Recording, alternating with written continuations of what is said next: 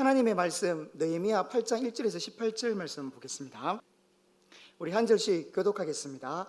이스라엘 자손이 자기들의 성읍에 거주하였더니 일곱째 달에 이르러 모든 백성이 일제히 수문 앞 광장에 모여 학사 에스라에게 여호와께서 이스라엘에게 명령하신 모세의 율법책을 가져오기를 청하매 일곱째 달 초하루에 제사장 에스라가 율법책을 가지고 회중 앞 곧 남자나 여자나 알아들을 만한 모든 사람 앞에 이르러 수문 앞 광장에서 새벽부터 정오까지 남자나 여자나 알아들을 만한 모든 사람 앞에서 읽음에 뭇 백성이 그 율법책에 귀를 기울였는데 그때 학사 에스라가 특별히 지은 나무 강단에 서고 그의 곁 오른쪽에 선자인 마띠디아와 스마와 아나야와 우리야와 힐기야와 마아세야요 그의 왼쪽에 선자인 부다야와 미사엘과 말기야와 하숨과 하스바다나와 스가랴와 무술람이라.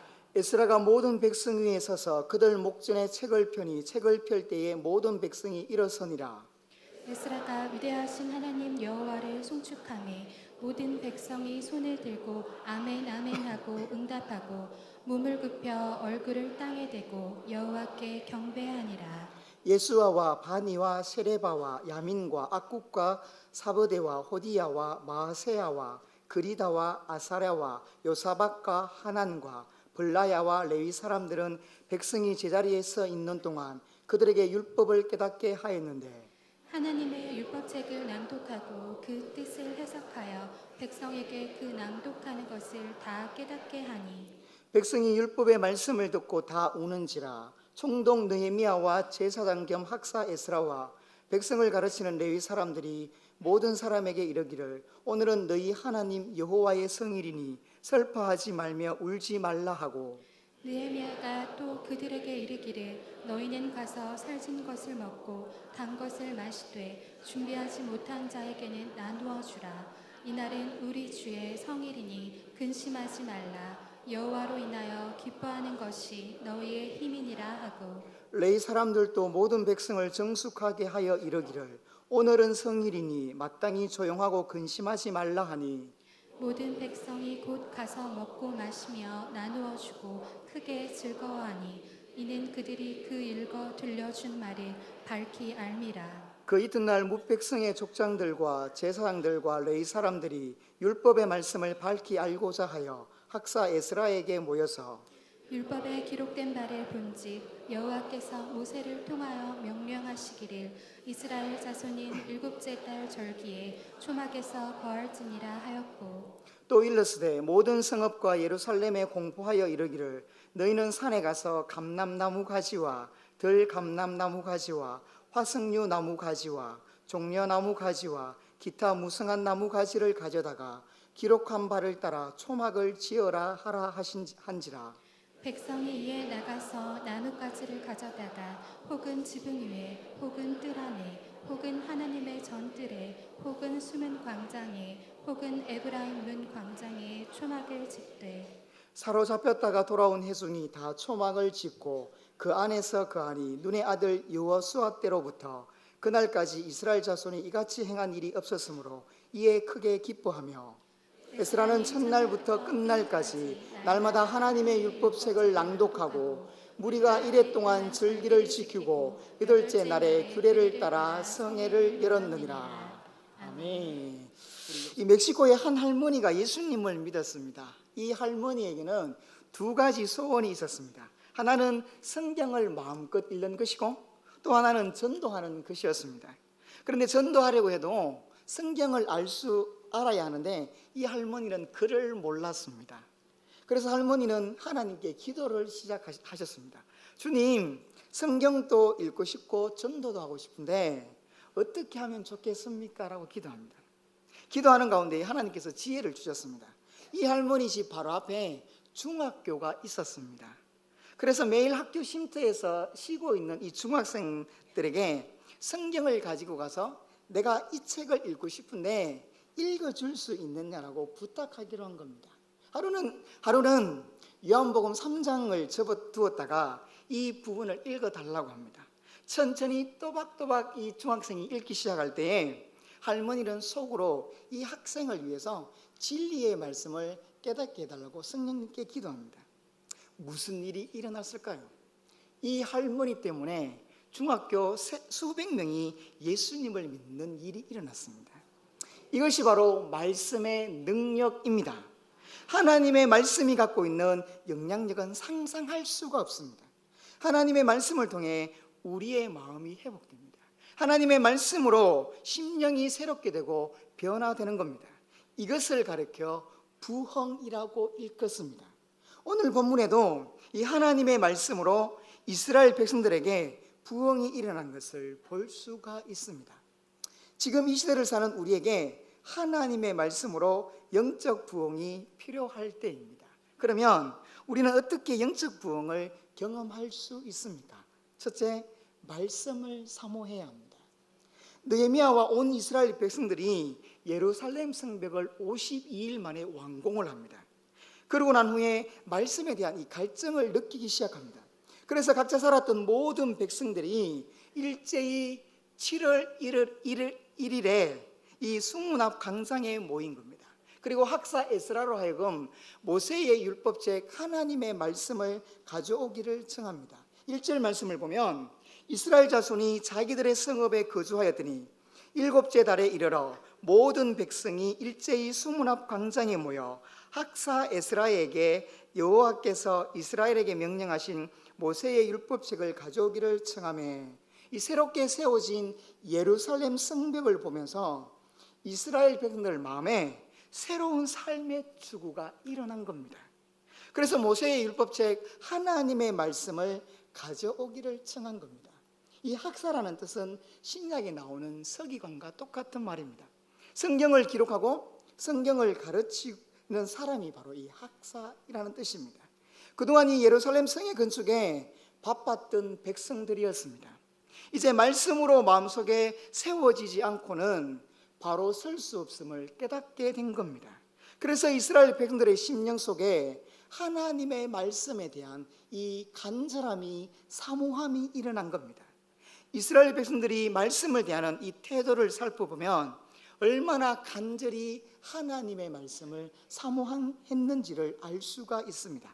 우리 3절 말씀을 다 같이 읽습니다. 수문 앞 광장에서 새벽부터 정오까지 남자나 여자나 알아들을 만한 모든 사람 앞에서 읽으며 뭇 백성이 그 율법책에 귀를 기울이는데 언제부터 언제까지 이 말씀을 읽었다고 합니까?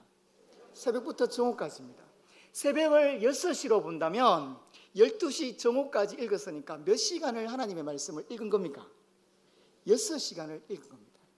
하나님의 말씀에 6시간 동안 귀를 기울인 겁니다. 제 목소리 이해를 해 주십시오. 이번 때 하도 소리를 질러가지고 이렇습니다.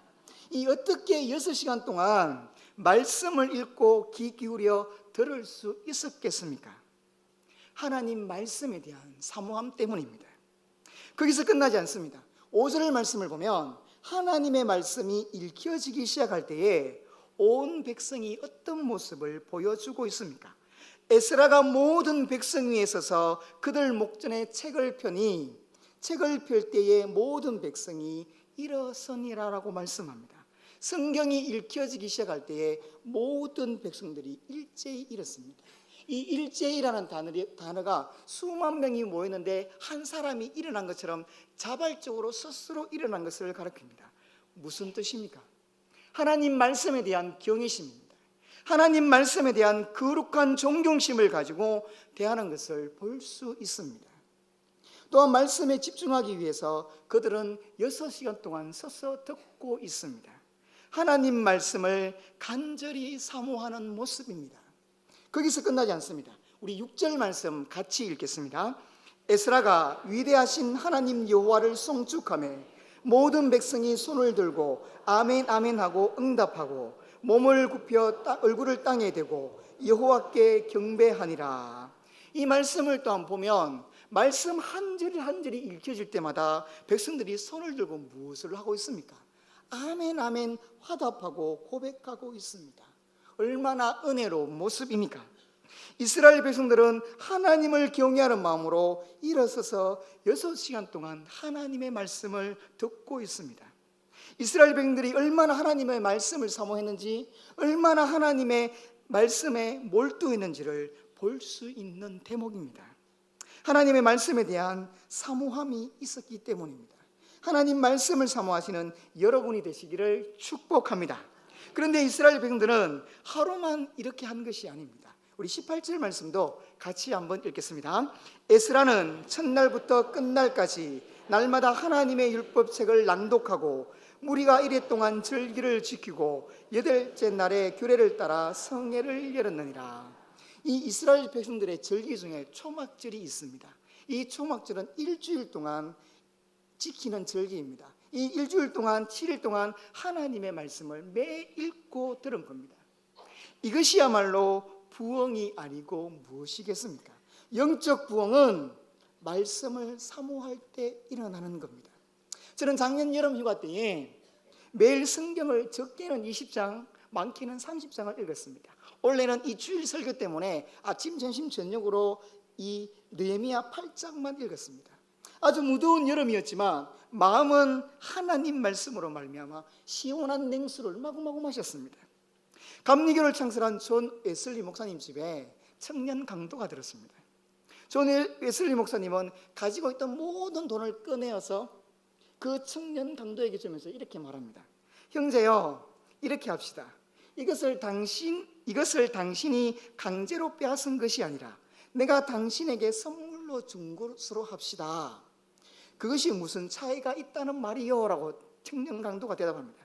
강도는 이렇게 대꾸하며 돈을 받고 돌아서 가려고 합니다. 그 순간 이 웨슬리 목사님이 그를 불러 세우면서 말합니다. 잠깐만, 내가 당신에게 한 가지 선물을 더 줄 게 있어요 라고 선물을 줍니다. 그러면서 이 책을 가져가십시오라고 합니다. 청년 강도는 한급하게 그 선물을 가지고 집을 나갑니다. 그 책은 웨슬리 목사님이 귀한 사람들이 오시면 방문하면 선물로 주는 잘 포장된 성경이었습니다. 수년이 지난 후에 어느 집회 때에 어떤 청년이 이 웨슬리 목사님을 찾아옵니다. 그 웨슬리 목사님이 그 청년 강도를 기억하지 못하는 겁니다. 이 청년이 다가와서 웨슬리 목사님에게 이렇게 말합니다. 여러 해 전 목사님의 집을 방문해서 선물을 받았던 사람입니다. 그때 돈과 함께 선물로 주신 성경을 읽고 저는 회개했습니다. 그리고 성경을 매일 읽으면서 깊이 깨달아 알게 되었고 예수님을 믿고 변화되었습니다. 저도 오늘 목사님을 위해 선물을 준비했습니다.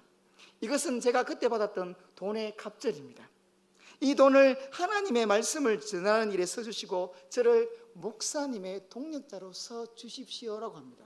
그렇습니다. 하나님의 말씀은 능력입니다. 하나님의 말씀을 펴서 읽을 때 우리의 마음이 새롭게 됩니다. 하나님의 말씀을 사모할 때 우리의 심령이 변화를 받아 새 사람이 됩니다. 사랑하는 성도 여러분, 성도에게 말씀 읽기는 모든 축복의 시작입니다.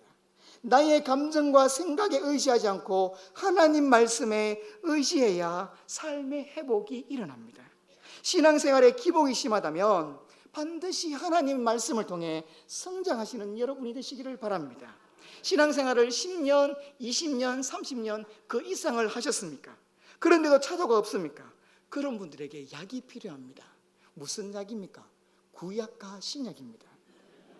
성경 말씀을 먹어야 성장할 수 있습니다.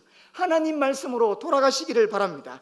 영적 부흥을 경험하시기를 원하십니까? 매일 하나님의 말씀을 읽고 간절히 사모하시는 여러분이 되시기를 축복합니다. 그러면 우리는 어떻게 영적 부흥을 경험할 수 있습니까? 둘째, 말씀을 깨달아야 합니다. 하나님의 말씀을 매일 읽는 것 너무너무 중요합니다. 그러나 하나님의 말씀을 깨닫지 못한다면 그 말씀은 아무 소용이 없는 겁니다. 오늘 본문 8장 전체를 보면 이 깨닫다라는 단어가 6번이나 반복되는 것을 볼 수가 있습니다. 이 깨닫다는 단어를 영어로 번역하면 이해하다, understand라는 뜻입니다. 2절 3절 말씀에 보면 알아들었다, 알아들을 만한이라는 말씀이 2번이나 반복되는데 동일하게 깨닫다라는 뜻입니다. 7절과 8절 말씀에도 이 깨닫다는 단어가 등장합니다. 우리 7절 8절 말씀 다 같이 읽습니다. 시작.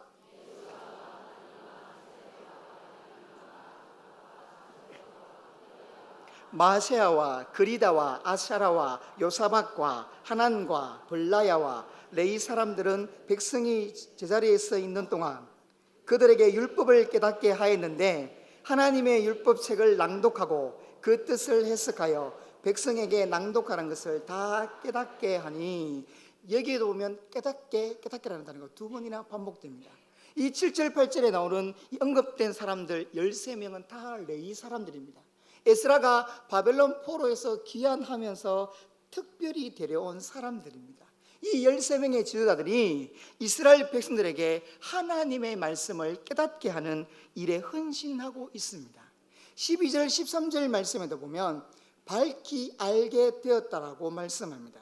하나님의 말씀을 이 13명의 전문적인 지도자들이 이해하기 쉽게 잘 깨닫게 풀어주었다는 겁니다. 얼마나 중요한 역할입니까? 하나님의 말씀을 듣고 그냥 좋은 이야기구나 라고 해서는 변화가 일어나지 않습니다. 그래서 말씀을 깨닫도록 도와줄 사역자들이 필요합니다. 하나님의 말씀으로 훈련된 평신도 지도자들, 성경교사가 있어야 하는 이유가 바로 이것입니다. 두 날개 등록이 시작되십니다. 많이 등록하셔서 이 말씀에 훈련된 자, 하나님의 말씀에 제하되는 자로 서셔서 이런 성경교사들이 되시기를 바랍니다. 8절 말씀에 보면 이 하나님의 율법책을 낭독하고 그 뜻을 해석하여 백성에게 그 낭독한 것을 다 깨닫게 했다고 말씀합니다. 이 해석하다라는 말씀이 원래 뜻은 어떤 의미를 드러내다, 어떤 것의 뜻을 분명하게 나타내다라는 뜻입니다. 이 13명의 영적 지도자들이 말씀에 대한 확신을 가지고 하나님의 말씀을 잘 깨닫도록 가르친 겁니다. 하나님의 말씀을 잘 깨닫는 것이 왜 중요합니까? 우리는 하나님의 말씀을 깨달은 만큼만 실천할 수 있기 때문입니다. 하나님의 말씀을 깨달은 만큼 우리는 행할 수 있습니다. 아무리 말씀을 많이 읽는다고 해도 말씀에 대한 깨달음이 없다면 그 말씀은 허공을 치고 있는 겁니다. 말씀을 읽고 내 것으로 소화시키지 못하면 그 말씀은 내 것이 될 수가 없습니다. 오대원 목사님이 지은 묵상하는 그리스도인이라는 이 책 3부 말씀의 능력에 이런 이야기가 나옵니다. 이 론다라는 18세 손녀가 있었습니다. 어릴 때부터 아주 열악한 환경에 엮이는 가정에서 자라게 됩니다. 그래서 마약에 손을 대서 마약 중독자와 알코올 중독자가 되어서 정신병원에 입원하게 됩니다. 그 도시의 한 교회 여전도의 이 회원들이 병원에 입원을 왔습니다. 이 소식을 들은 한 여집사님이 담당 의사를 찾아가서 론다에게 말씀을 전할 수 있는 기회를 달라고 이야기합니다. 의사는 상태가 너무 심각하기 때문에, 폐인이기 때문에 아무 소용이 없습니다라고 거절합니다. 계속해서 이 여집사님이 찾아갑니다. 끝내는 의사의 허락을 받아냅니다.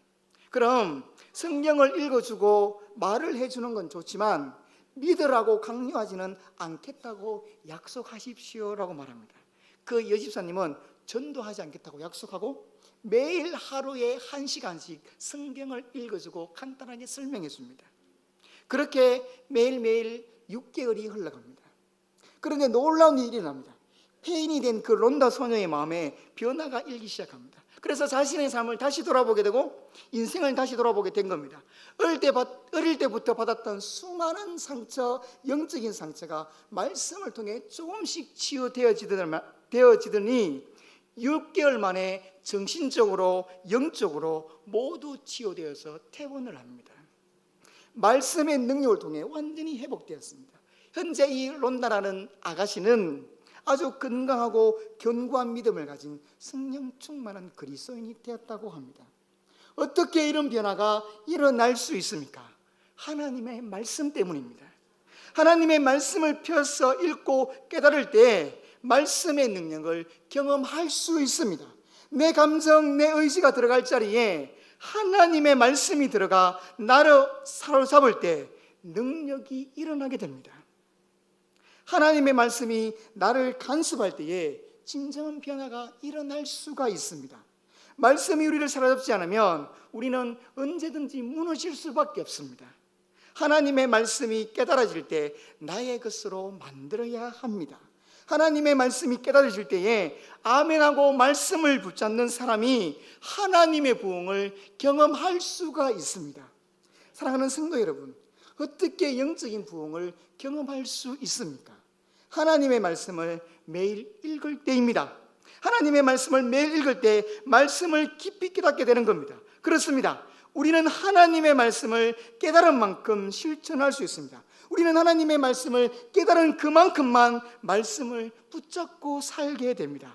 아무리 말씀을 많이 읽어도 깨달음이 없으면 그 말씀이 우리 삶에 아무 능력이 일어나지 않습니다. 하나님의 말씀을 읽을 때마다 성령님께서 깨달음을 주시도록 기도하고 말씀을 읽으시기를 바랍니다. 하나님의 말씀을 읽을 때 깨달아서 영적인 부흥을 경험하시는 여러분이 되시기를 바랍니다. 그러면 우리는 어떻게 영적인 부흥을 경험할 수 있습니까? 셋째, 말씀에 순종해야 합니다. 오늘 말씀을 보면 이 이스라엘 백성들이 하나님의 말씀을 읽었습니다. 들었습니다. 그리고 깨달았습니다. 그럴 때 이 이스라엘 백성들이 두 가지 반응을 보이는 것을 볼 수가 있습니다. 하나는 정서적이고 감정적인 반응을 보입니다. 그리고 다른 하나는 이 의지적인 반응으로 나타나는 것을 볼 수가 있습니다. 9절에는 슬픔으로 우는 것으로 나타나고 10절에는 기쁨으로 나타나는 것을 볼 수 있습니다. 9절 말씀에 백성이 율법의 말씀을 듣고 다 울었다라고 말씀합니다. 이스라엘 백성들이 감정적인 반응을 하고 있습니다. 왜 이스라엘 백성들이 다 울었습니까? 모든 백성들이 감정적인 반응을 보인 이유가 무엇입니까? 하나님의 말씀을 들었고 깨달았기 때문입니다. 하나님의 말씀에 감동을 먹었기 때문입니다. 그런데 느헤미야서 전체를 읽어보시면 9장 2절 말씀에도 이 눈물은 하나님의 말씀이 이 백성들의 죄를 지적했기 때문이라고 증거합니다. 그래서 말씀이 마음속에 깊이 깨달아지고 진심으로 회개하는 이 통회의 회개가 일어나게 된 겁니다. 하나님의 말씀을 깨닫고 울면서 회개하는 이 이스라엘 백성들에게 지도자들이 무엇이라고 말씀합니까? 오늘은 너희 하나님 여호와의 성일이니 슬퍼하지 말며 울지 말라라고 독려합니다. 그리고 기뻐하라라고 말씀합니다. 우리 10절 말씀 다 같이 읽겠습니다. 느헤미야가 또 그들에게 이르기를 너희는 가서 살찐 것을 먹고 단 것을 마시되 준비하지 못한 자에게는 너희가 나누어 주라. 이날은 우리 주의 성일이니 근심하지 말라. 여호와로 인하여 기뻐하는 것이 너희의 힘이니라. 이스라엘 백성들이 이 말씀을 듣고 어떻게 합니까? 하나님의 말씀을 깨닫고 반응을 합니다. 무엇입니까? 기뻐합니다. 의지적인 반응을 합니다. 12절 말씀을 보면 알 수 있습니다. 우리 12절 말씀도 다 같이 읽겠습니다. 모든 백성이 곧 가서 먹고 마시며 나누어 주고 크게 즐거워하니 이는 그들이 읽어 들려준 말을 밝히 알미더라. 모든 백성들이 말씀에 이 12절 말씀에 보니까 의지적으로 반응하는 것을 볼 수 있습니다. 이스라엘 백성들이 무엇보다도 말씀을 통해 받은 축복을 이웃들과 나누기 시작합니다. 어떻게 이룰 수가 있습니까? 하나님의 말씀을 깨달았기 때문입니다. 그런데 하나님의 말씀을 깨달은 것을 가리켜 느헤미야는 참 재미있는 말씀을 합니다. 여호와로 인하여 기뻐하는 것이 너희의 힘이다라고 말씀합니다. 하나님을 기뻐하는 것이 힘이라고 말합니다. 우리의 진짜 힘, 나의 진짜 힘이 어디에서 나옵니까? 하나님을 기뻐할 때 그렇습니다. 그러면 하나님을 우리가 어떻게 기뻐할 수 있습니까? 하나님의 말씀을 읽고 깨닫고 실천할 때에 하나님을 기뻐할 수 있는 겁니다. 하나님의 말씀을 읽고 깨달은 사람은 하나님을 기쁘게 하고 그 기쁨을 이웃과 나누게 되는 겁니다. 말로만 즐거워하고 기쁨을 나누는 것이 아닙니다. 말로만 행하는 모습이 아닙니다. 하나님의 은혜대로 하나님의 능력대로 하는 것이 바로 하나님의 말씀입니다. 이 오늘 말씀을 통해 하나님께서 우리 주시는 것이 무엇입니까? 자신의 것을 이웃과 먹고 마시며 즐거워하는 겁니다. 삶 속에서 나타나야 하는 겁니다. 말로만 하는 것이 아닙니다. 행함으로 행동으로 나의 현장에서 나타나야 하는 겁니다. 여기서 한 가지 중요한 것이 나옵니다. 이 이스라엘 백성들이 하나님의 말씀을 읽었습니다. 해석해 준 말씀을 깨달았습니다. 그랬더니 감정적이고 의지적인 반응을 보였습니다. 그런데 그 반응이 지금 어디까지 이어지고 있습니까? 하나님의 말씀에 자발적으로 순종하는 자리까지 나아갑니다. 오늘 본문 13절에서 18절 말씀을 보면 하나님의 말씀들을 원해서 초막절을 지키는 순종의 모습이 나옵니다. 성경은 이 출애굽한 이스라엘이 광야에서 생활했던 시간을 기억하며 7월에 초막절을 지키라고 명령합니다. 14절 15절 말씀에 보면 율법에 기록된 바를 본즉 여호와께서 모세를 통하여 명령하시기를 이스라엘 자손은 7대 달 절기에 초막에 거할지니라고 말씀합니다. 그리고 15절 말씀에 보면 나무를 가져다가 기록한 바를 따라 초막절을 지어라라고 성경은 말씀하고 명령하고 있습니다. 그래서 이스라엘 백성들이 그 말씀대로 모든 백성들이 말씀을 듣고 나가서 나뭇가지를 모아서 곳곳에 초막을 짓습니다. 하나님의 말씀을 그대로 순종합니다. 이때의 모습을 16절 17절 말씀은 이렇게 묘사합니다. 우리 16절 17절 말씀 다 같이 읽습니다. 백성이 이에 나가서 나뭇가지를 치하여 혹은 지붕에 혹은 뜰 안에 혹은 하나님의 전뜰에 혹은 숨은 광장에 혹은 에브라임 문 광장에 초막을 짓되 사로잡혔다가 돌아온 회중이 다 초막을 짓고 그 안에 눈의 아들 여호수아 때로부터 그날까지 이스라엘 자손이 이같이 행한 일이 없었으므로 이에 크게 기뻐하며. 초막절이 무슨 절기입니까? 하나님께서 이스라엘 백성들을 40년 동안 광야를 인도해 주시고 지켜주시고 보호해 주셨습니다. 그 하나님의 40년간의 광야 생활을 인도해 주신 것을 하나님의 사랑을 기억하고 다시금 회복하는 절기가 초막절입니다. 텐트같이 지붕이 없습니다. 일주일 동안 누룩 없는 빵, 이스트가 없는 빵, 선나물을 먹으면서 지붕이 없는 텐트에서 7일 동안 먹고 자고 합니다. 그래서 하나님의 그 인도해 주신 사랑을 기억하고 다시금 회복하는 절기가 초막절이었습니다. 이스라엘 백성들이 말씀대로 초막을 짓고 그 안은 순종을 합니다. 하나님의 말씀대로 순종해 보니까 너무너무 재미가 있는 겁니다. 그래서 이스라엘 백성들이 정말 힘들고 어려울 때를 기억하면서 나그네와 힘든 사람을 돌아보는 변화가 일어나기 시작한 겁니다. 하나님의 말씀대로 실천하니까 신앙의 회복이 일어난 겁니다. 하나님의 말씀대로 순종할 때에 부흥이 일어나기 시작한 겁니다. 그래서 이스라엘의 절기는 백성들이 잃어버렸던 신학을 회복할 때입니다. 이스라엘의 백성들이 영적 부흥이 일어나는 때가 바로 이 이스라엘의 절기입니다. 그래서 지금 이 시대에 우리가 절기를 지키는 이유가 바로 여기에 있습니다. 이스라엘 백성들이 하나님의 말씀대로 순종할 때에 신앙의 회복, 영적 부흥을 경험하게 된 겁니다. 우리 한국 교회사에 예수님을 믿고 삶이 변화된 사람이 있습니다. 그런 예수님을 믿고 난 후에 날마다 말씀을 사모해서 읽고 말씀을 깨달아서 그 말씀대로 순종한 사람이었습니다. 예수님을 믿고 성경 말씀대로 살고자 자기에게 빚진 모든 사람들의 빚문서를 불태워 버립니다. 그가 바로 종순일 목사님입니다. 1900년 4월 인천 강화도 북부 해안 홍이 마을이 있었습니다. 이 마을 최고의 부자인 이 종순일이 자신에게 빚진 모든 사람들을 자기 집에 불러 모읍니다. 그러면서 이렇게 말합니다. 제가 예수님을 믿고 제사함을 받은 것이 10,000냥 탕감받은 것보다 크거늘 여러분께 100냥 1000냥 빌려준 돈을 받는다면 나는 성경에 나오는 악한 종입니다라고 고백합니다. 그래서 그 부자는 모인 사람들에게 마태복음 18장에 나오는 이 무익한 종의 비유, 무자비한 종의 비유를 읽었습니다. 마태복음 18장을 읽다가 1만 달란트 빚진 자가 이 종순일 목사님 자신인 것을 깨닫게 된 겁니다. 그래서 그 말씀을 다 읽은 후에 자기에게 빚진 사람들이 다 보는 앞에서 모든 빚문서를 전부 불태워 없애버립니다. 이제 여러분은 제게 빚진 것이 없습니다. 예수님을 믿고 성경 말씀대로 살고자 빚문서를 불태운 부자 종순일 목사님이었습니다. 이 놀라운 사건을 계기로 홍이마을 4분의 3이 예수님을 믿는 이런 역사가 일어납니다. 이 모습을 지켜보는 홍이마을 사람들이 이렇게 간증을 합니다.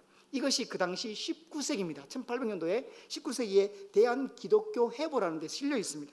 없는 빚도 있다고 우겨서 남의 돈을 빼앗는데 어찌하여 예수교하는, 예수교 믿는 사람은 자기 돈까지 버린다는 말인가라고 고백합니다. 그러나 종순일 목사님은 마태복음 19장 21절 말씀을 읽다가 또 말씀의 찔림을 받습니다. 가서 말씀 띄워주시기 바랍니다. 예수께서 이르시되 내가 온전하고자 할진대 가서 내 소유를 팔아 가난한 자들에게 주라. 그리하면 하늘에서 보화가 내게 있으리라. 그리하고 그리고 와서 나를 따르라. 가서 내 소유를 팔아 가난한 자들에게 주라. 그리고 와서 나를 따르라. 이 말씀의 찔림을 받습니다. 그래서 정순일 목사님은 또 말씀 그대로 자신의 전 재산을 가난한 사람들에게 다 나눠줍니다. 하나님의 말씀을 그대로 순종합니다. 그리고 아내와 단둘이서 고향을 떠나 전도를 합니다. 돈주머니, 식량주머니도 차지 않는 가난한 전도자의 길이었습니다. 예수님을 알지 못하는 곳만 찾아갑니다. 딴 것을 찾고 섬에서 섬으로 갑니다. 옛단 섬을 찾아다니며 전도하고 교회를 세웁니다. 그 교회가 인천광역시 광화군 서도면의 주문도 진천교회입니다. 지금도 이렇게 있습니다. 지금은 서도중앙교회라는 이름으로 세워져 있습니다. 종순일, 그가 세례받던 날 그가 바꾼 이름입니다. 원래 성씨는 채씨였습니다. 그런데 종씨로 성을 바꿉니다. 하나님의 종이라는 뜻입니다. 예수님을 믿고 세례를 받는 건 거듭난 증거입니다. 옛사람은 죽고 새 사람으로 태어났으니 새 이름을 짓는 게 마땅합니다. 새 이름을 얻고 모든 재산을 버린 종순일 목사님이십니다. 120년 전 그의 순종은 하나님의 말씀이 그 안에서 살아 역사했다는 증거입니다. 그렇습니다. 오늘 우리에게도 하나님 말씀 앞에 반응하고 순종하는 결단이 있어야 합니다. 하나님의 말씀에 순종할 때에 이런 역사가 일어나는 겁니다. 사랑하는 성도 여러분, 오늘 말씀을 통해 은혜를 받았습니까? 오늘 말씀을 통해 가슴 벅찬 감격이 있었습니까? 그렇다면 삶의 현장에서 그 말씀대로 순종하시기를 바랍니다. 말씀에 순종하지 않고 은혜만 누렸습니까? 말씀을 실천하지 않고 감격만 누렸다면 오늘 말씀만 그냥 즐긴 것뿐입니다. 하나님의 말씀에는 힘이 있습니다. 하나님의 말씀은 능력입니다. 저와 여러분에게 직접 다가오셔서 우리의 삶을 일으키는 하나님의 말씀이 필요합니다. 우리 모두 하나님의 말씀으로 돌아가시기를 바랍니다. 하나님의 말씀을 사모해서 매일 말씀을 읽을 때마다 깊은 깨달음이 있는 여러분이 되시기를 바랍니다. 그럴 때 이 말씀의 능력이 여러분의 삶 가운데에 역사하는 힘으로 나타날 겁니다. 오늘도 하나님의 말씀대로 삶 속에서 살아낼 때에 영적인 부흥을 경험하시는 저와 여러분 되시기를 주의 이름으로 축원합니다.